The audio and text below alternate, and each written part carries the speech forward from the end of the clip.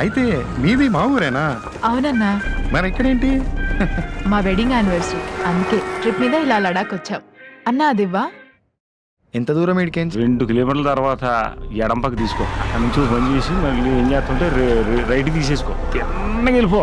ఇడే stop. ఏమైంది? ఎవరైనా చూస్తారేమో. అచ్చం మా ఊరు గుంటలెక్కే ఉన్నావే. ఇక్కడ ఏం దాచవు చూపెత్త